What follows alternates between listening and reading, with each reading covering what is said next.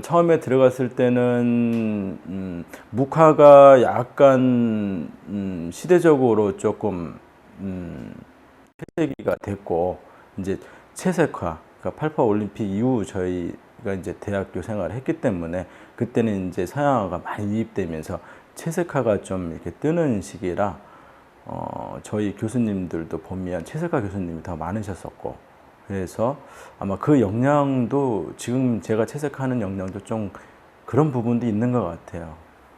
그래서 학교 다닐 때는 거의 야간대생이었습니다. 낮에는 자고 밤에는 실기실 가서 이제 작업하고, 나름대로 이제 뭐 그 당시 때는 뭐 공모전 내는 것도 제가 전시할 수 있는 방법은 공모전 내는 방법밖에 없었어요. 이게 초창기 학교다 보니까 선배들도 없고 어딘가에 전시를 하고 싶은데, 그러면은 적은 돈을 들여서 큰 효과를 얻을 수 있는 거는 공모전에 출품을 해서 상을 타면 전시를 할 수 있었기 때문에 아마 밤을 새서 공모전 준비를 많이 하다 보니까 주간에는 수업을 못 듣고 거의 야간대 생활을 했었죠. 그때는 저는 좀 힘든 시기였었는데, 이제 집안에 이제 사업이 좀 실패를 해서 그 힘든 생활을 겪다 보니까, 그러다 보니까 좀 내공이 좀 쌓였다고 할까요? 그러니까 웬만한 큰 뭐 고난이 닥친다고 하더라도 별로 안 쓰러지고 거기에 동하지 않고 작업을 할 수 있었던 거는 그때 그 대학교 그 어려운 시기를 잘 견뎠기 때문에 지금까지 그 많은 사람들이 주변의 동료들도 포기하고 하는 데에서도 포기 안 하고 지탱할 수 있었던 거는 그런 게 있었고요. 사실은 제가 그 아버님 실패하시고 한복점을 좀 하셨어요. 의상 디자이너 출신이시기 때문에 그러다 보니까 저는 늘 뭐 한복이라든지 우리 전통에 대한 게 항상 몸에 이렇게 배어 있는 상태였었기 때문에요. 주제는 거의 왜 우리의 것인데도 불구하고 천대받는 게 너무나 많습니다. 뭐 한복도 불편한 이유로 천대를 받죠. 잘 안 입죠. 해외는 여행 많이 갑니다. 근데 우리나라 고궁은 사람들이 뭐 얼마나 가겠습니까? 외국 사람들이 고궁에 와서 정말 아름답다, 뷰티풀 외칠 때 한국 사람들은 그러지를 못했었거든요.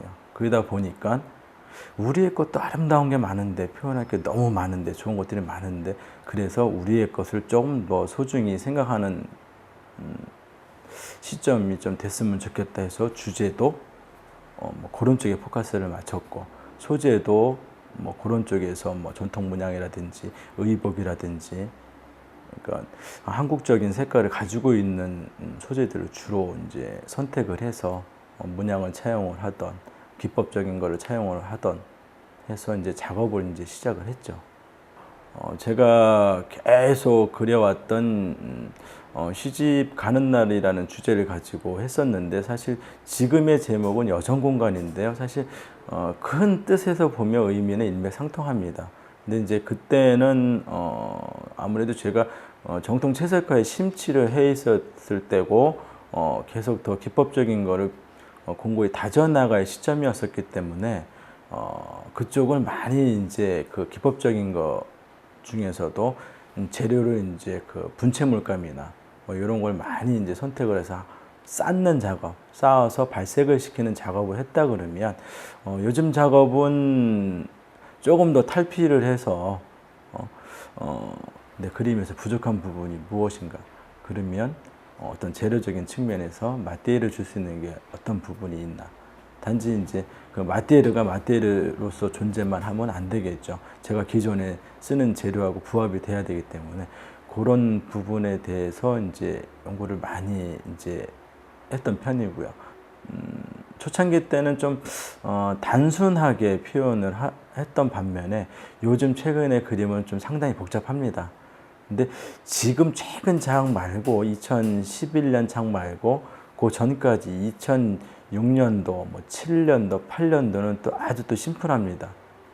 근데 이제 제가 몇 년 동안 똑같은 주제를 가지고 똑같은 기법을 가지고 작품을 하다 보니까 저부터도 이제 작업을 하는 데서 굉장히 힘든 상태가 왔고 변화의 욕구도 계속 생기고 또 주변에서 또 요구하는 것들도 좀 새로운 작품을 좀 보여줬으면 좋겠다 해서 요즘에 이제 바꾸는 과정 속이다 보니까 아무래도 나름대로 이제 정립이 좀 덜 된 것 같아요. 그래서 이야기거리를 많이 넣다 보니까 최근에 작품은 좀 다소 복잡한 감이 있는데요. 그것도 올해 제가 11월 달 정도에 전시가 하나가 있는데 그 기점으로 해서 아마 많이 안정화되고 조금 다시 단순화되는 쪽으로 조금 더 이제 사색을 할 수 있는 공간이 많아지는 쪽으로 작품이 바뀌지 않을까 싶습니다. 결국은 자연 속에서 동화돼서 아니면 사회 속에서 내가 동화돼서 그 일원으로서 살아갈 때 나의 존재도 부각이 되고 행복을 가질 수 있는 거죠. 자연 속에서 자연과 융화돼서 그 살아가는 때만이 인간의 본연의 모습으로서 가장 아름답게 살아갈 수 있는 부분이 아닌가 해서 이제 작품의 그 중심적인 모티브를 삼는데요. 굉장히 복잡하죠. 제 작품을 보면은요. 복잡한 것들은 그 세상의 많은 현상을 나름대로 표현하고자 한 겁니다. 그거는 어떤 형태도 규칙도 갖고 있지 않습니다. 사실은요. 내가 이 나이 때 이런 걸 겪었었는데, 이 나이 때 이런 걸 겪었었는데, 다 틀립니다. 느낌도 틀리고, 거기에서 오는 어떤 생활의 방식이나 그 이후에 그 생활의 방식에 미쳐서 표현되는, 그래서 뭐 인성이 갖춰지는 그런 것들이 다 틀리거든요. 그 많은 사회 현상을 화면 속에 일단은 담습니다. 제 그림에 보면 또 하나 중요한 거는 나비가 꼭 들어갑니다. 어느 그림에도 나비 없는 그림은 아마 없습니다. 그 나비는 제 자신을 표현한 겁니다. 그 세상 속에서 살아가고 있는 나의 모습. 근데 그 나비는 항상 실타래 같은 줄을 감고 있어요.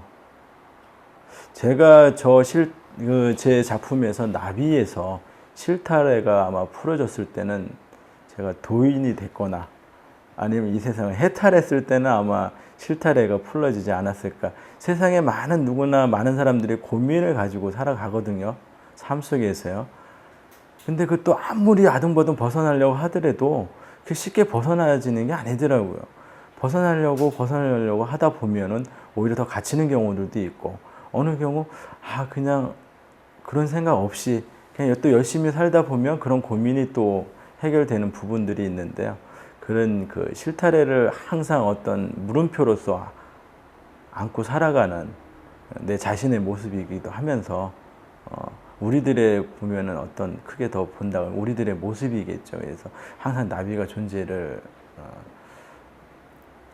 합니다. 그래서 한마디로 작품을 얘기를 하려 그러면 자연 속에서 동화돼서 살 때 우리가 행복할 거고, 우리 주변에 가장 가까운 데 것을 소중히 여긴다 그러면 그거부터가 생활의 행복이고 기쁨이고 그런 출발점이 되는 부분들이 내 주변에 아주 가까운 데 있다는 거죠. 그런 것들을 좀 공유를 하고 싶고, 그래서 작품을 지금까지 그런 맥락을 가지고 하고 있습니다. 30대까지는 공부를 하고 40대에 비로소 자기가 그동안 공부했던 거 가지고 발표를 하면서 작가로서 인정을 받고 또 거기에 대한 수익도 창출이 된다고 생각합니다. 작가가 배고픈 직업이 아니라 오히려 요즘과 같은 시기에 50대만 되면은 명태를 걱정해야 되고 앞으로 무엇을 먹고 살까 고민을 해야 될 시기에 작가들은 평생 직업이 됩니다. 단지 남들보다 10년 늦게 출발한다는 거겠죠. 그러면 오히려 더 행복한 직업군일 텐데 좀 자신감을 가지고 포기를 안 하고 저 같은 많은 청년 작가들이 조금 더 열심히 힘을 내서 할 수 있는, 끈기를 갖고 할 수 있는 그런 좀 의지들을 보여주셨으면 하는 바람이 있고, 또 화랑을 하시는 분들이나 많은 이제 기업인들 이런 분들이 원로 작가뿐만이 아니라 이 청년 작가들 앞으로 미래의 새 주인이 될 수 있는, 앞으로 세계에서 정말 우뚝 서서 좋은 작품을 할 수 있는 그 젊은 층들을 좀 관심을 갖고 좀 애착을 가지셔가지고 좀 앞으로 좀 많이 좀 도움을 주는 쪽으로 좀 문화가 전시 문화도 좀 바뀌었으면 하는 바람입니다.